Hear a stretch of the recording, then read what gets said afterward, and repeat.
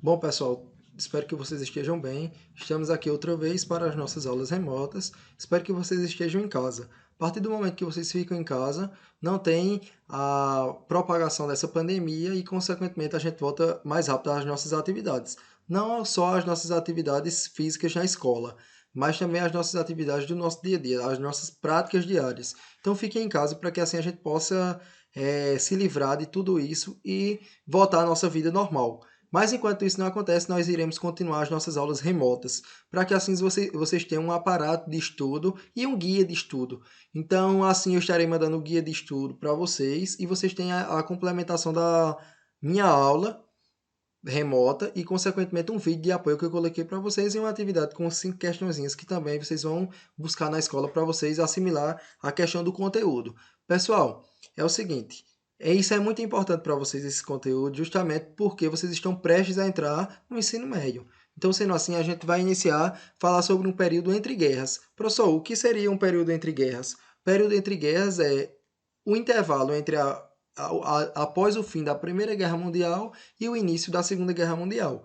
Ó, a gente estudou, eu já falei para vocês na aula passada, que após todo o procedimento de guerra, mesmo os países que saem totalmente vencedores ou aqueles que perdem, na sua totalidade, todos os países que envolvem-se em guerra, ele sai prejudicado na sua parte econômica, porque faz todos os investimentos e, consequentemente, posteriormente, tem essa crise econômica. Então, o que é que eu quero que vocês pensem aqui? A crise econômica que aconteceu na Europa na sua totalidade, depois da Primeira Guerra Mundial. Então, primeiramente, a gente precisa entender o que seria esse nazifascismo. Significa é uma doutrina que vai se surgir e desenvolver, principalmente na Itália e na Alemanha, são os dois principais berços dessa difusão dessas ideologias fascistas e nazistas, e tem como um procedimento crucial até a Segunda Guerra Mundial.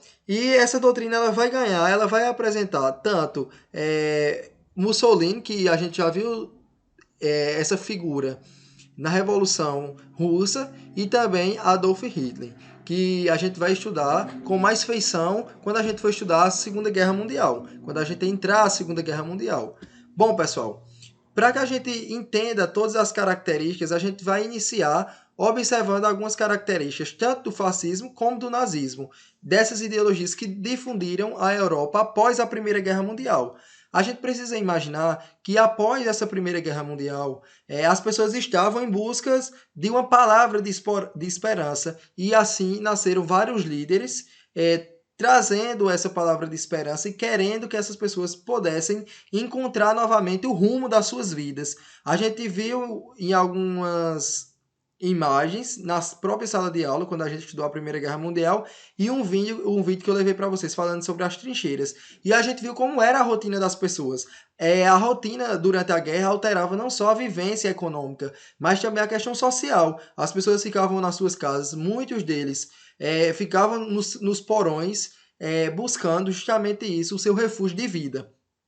E outras pessoas eram obrigadas a ir para a guerra, e a gente vai ver como era que acontecia todo esse processo. Então, essas duas figuras exemplificativas que nós iremos retratar, tanto Adolf Hitler como também Mussolini, que tiveram grande contribuição no aspecto de encorajamento da questão da nacionalidade, e a gente vai ver também as consequências de tudo isso, que é duas figuras que trouxeram uma palavra de esperança inicialmente para aqueles países, mas posteriormente a gente vai ver a decadência que houve e as consequências que houve em um país, e com muitas mortes pelas questões que eram implantadas de acordo com essas duas ideologias, o fascismo e o nazismo.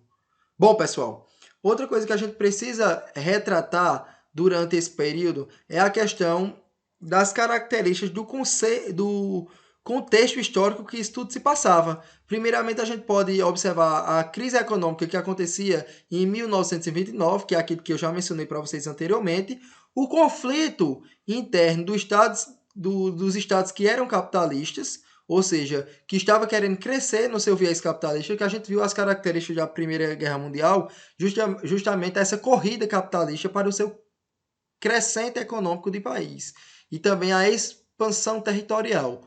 o movimento de trabalhadores em combate à ordem capitalista, a adesão de camadas médias ao socialismo.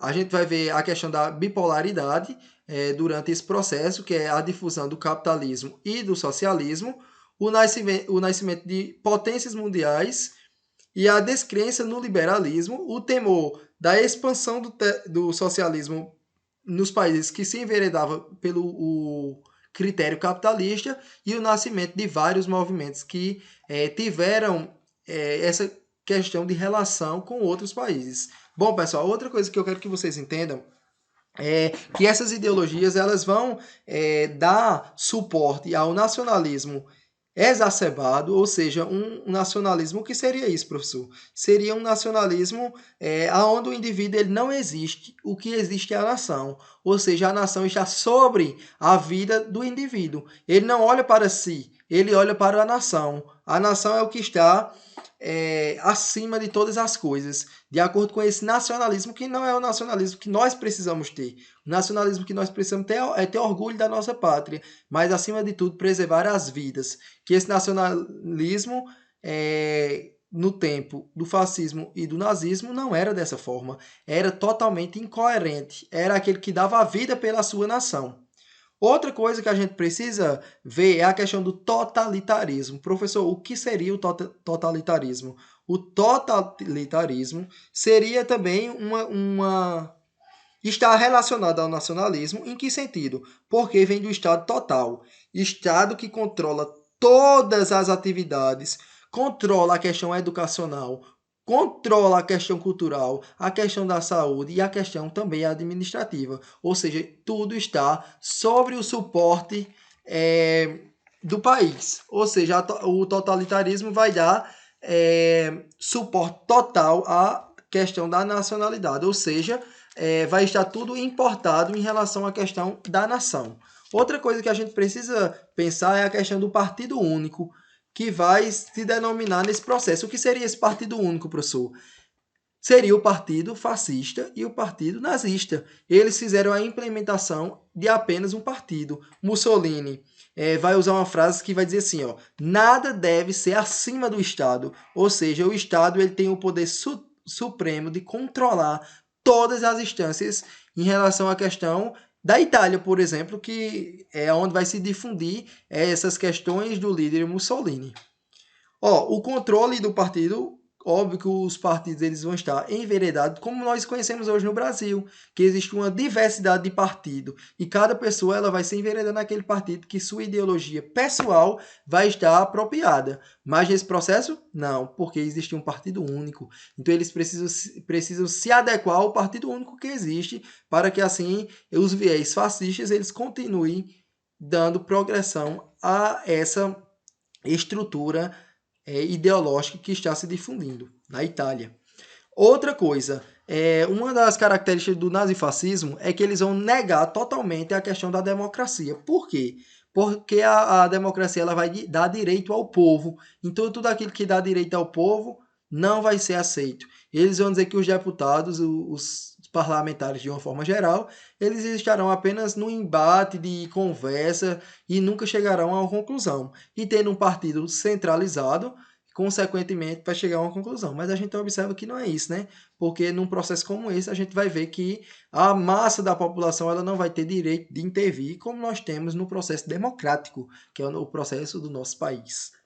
Bom, também tem uma coisa que é bem característica, que é o Estado, onde ele vai precisar fazer que as pessoas se apaixonem pelo Estado, tenham uma paixão pela sua nação, para que assim ela possa lutar com todas as unhas e dentes pela sua nação. Então isso era uma coisa implementada na mente daquela sociedade naquela época, a questão de quê? Da paixão, e de uma paixão que é capaz de transformar e dar sua vida pela nação. Então a gente observa que também vai ter a questão do culto da personalidade. Professor, o que seria o culto da personalidade? Seria quando você tem um líder que você exalta, você venera esse líder, você faz desse líder e dessa ideologia a sua bandeira principal de vida, defendendo ele estando certo ou errado, sem fazer nenhuma intervenção na parte do seu governo. Então seria essa questão do líder. E quem seria esse líder? Seriam os líderes que encarretassem essa ideologia, essas ideologias. Então a gente precisa entender, por exemplo, o fascismo. Quem será o líder? Será Mussolini. Ele vai ter o quê? Ele vai ser visto como guia da nação, aquele que veio para salvar alguém que consegue tirar da lama e levar para a luta. Então, uma das coisas que eles vão fazer é ser anticomunista. O que seria o anticomunismo, professor? Seria um processo onde não deve haver lutas de classe. Como assim lutas de classe? Entre oprimidos e opressores, operários e burgueses, camponeses e latifundiários, ou seja, não poderia ter uma intervenção entre as classes sociais. As classes sociais deveriam estar totalmente, vamos dizer assim, equilibradas para não atrapalhar a nação. Outra coisa que a gente deve pensar que eles vão odiar os comunistas, pois eles irá dizer que os comunistas irá defender essa luta de classe, ou seja, a luta entre trabalhadores e patrões. Então eles vão repudiar porque eles dizem que isso vai levar a nação a um processo caótico. Então, levando totalmente essa questão do corporativismo. O que seria isso, professor? Seria aonde eles vão organizar as corporações e fazer reunião entre vamos dizer assim, as profissões, determinando e discutir alguns viés em relação os trabalhadores e os patrões, tendo como mediador o Estado. Ou seja, o Estado é que vai mediar todas as instâncias em relação a essa luta de classe, e não a própria classe. E também a questão do expansionismo. O que seria isso? A questão de expandir, adquirir território para desenvolver os seus feitos em relação à questão dos mercados e também em relação à questão econômica de cada país. Outra coisa que a gente precisa pensar, como é que acontecia essa questão da inclusão, do domínio de território. Vamos pensar aqui comigo, galerinha, através de guerra. Então, toda guerra ela vai ter um exército forte e sofisticado e, assim, consequentemente, vai ter morte. Então, entra aí a questão do militarismo. O que seria esse militarismo, professor? Seria quando os militares eles entram em embate e totalmente apoiados pelos líderes fascistas e nazistas. Uma das coisas que Mussolini vai falar, umas frases que ele vai falar em relação a essa questão dos militares, é que ele vai dizer assim, mais vale um dia de coragem no campo de batalha do que 100 anos como um carneirinho covarde, fazendo o vínculo justamente à questão do embate, deles ir para o embate. Outra frase que Mussolini vai falar, que vai marcar muito as diretrizes dele, é a questão que ele vai dizer assim, mais caixões e menos pães. Justamente vinculando essa questão do embate, das guerras, para que se assolassem nessa sociedade. Então o nazismo ele vai adentrar os viés entre 1918, onde a Alemanha ela se rendia, e Guilherme II ele vai ter uma grande contribuição, porque a gente vai estar falando de um processo de república parlamentar que vai acontecer de 1918 a 1933, onde a Alemanha está totalmente frágil, estável, e que vai ser organizado um procedimento nazista por Adolf Hitler, e assim constituindo essas condições em relação às ideologias, difundir a sua ideologia. Inicialmente, eles começavam o governo ajudando, mantendo práticas daqueles cidadãos, mas posteriormente vem as consequências, que não são nada legais para as sociedades. Quantas pessoas morreram durante essa difusão ideológica? E é isso que a gente vai ver durante alguns processos em relação à Segunda Guerra Mundial, e como a gente já viu da Primeira Guerra Mundial, quantas mortes foram ceifadas durante aquele processo de guerra. Outra coisa que a gente precisa imaginar é a questão do Tratado de Versalhes, que vai ser da Alemanha, onde ela vai considerar humilhante sobre ela vai considerar um ato humilhante, e assim ela vai começar a se reinventar para assumir esse papel de Segunda Guerra Mundial. Pessoal, então a gente precisa pensar tudo isso vendo as consequências econômicas que aconteciam pós Primeira Guerra Mundial, como o slide colocou aí para vocês. Vocês podem copiar essas questões aí. E outra coisa, a carta de trabalho. O que seria essa carta de trabalho vinculada aos italianos? Instrumento de controle nas questões trabalhistas que estabelecia a questão do corporativismo. O Tratado de Datran, que vai colocar por fim nas questões romanas, e a igreja recebe indenização por territórios perdidos durante o processo de unificação, e o ensino religioso se torna obrigatório nas escolas, ou seja, vai implementar várias leis que vai dar diretriz a tudo isso. Aqui eu coloquei alguns aspectos políticos e econômicos em relação ao fascismo, o fechamento do parlamentarismo, a criação da Assembleia fascista e a questão da expansão imperialista, e também a questão econômica. O Estado interventor e o crescimento das indústrias bélicas. E já aqui do nazismo eu vou colocar tanto alguns antecedentes que eu já citei para vocês aqui, algumas coisas em relação à questão do aumento do desemprego após a crise de 29, o Partido Nazista e as expansões dos grupos de extrema direita. Outra coisa que a gente vai ver aqui é a questão da economia nazista, que vai estar como Estado interventor, o desenvolvimento das indústrias bélicas e o crescimento da economia. A política entre o Estado terrorista e a questão do espaço territorial totalmente vital. E a criação de campos de extermínio, que a gente vai ver também na Segunda Guerra Mundial, e a perseguição aos judeus, ciganos, homossexuais, negros e turcos. E aqui a gente vai ver a questão das guerras civis que aconteceram em meados de 1931, com o fim da monarquia, e em 1936, com o governo com a Frente Popular, e em 1937, o massacre Guernica, e também em 1939, a ascensão de Franco. Então aqui a gente vai ver algumas questões em Frente Populares e os falantes espanholas. Alguns conflitos que houveram entre esse procedimento ideológico.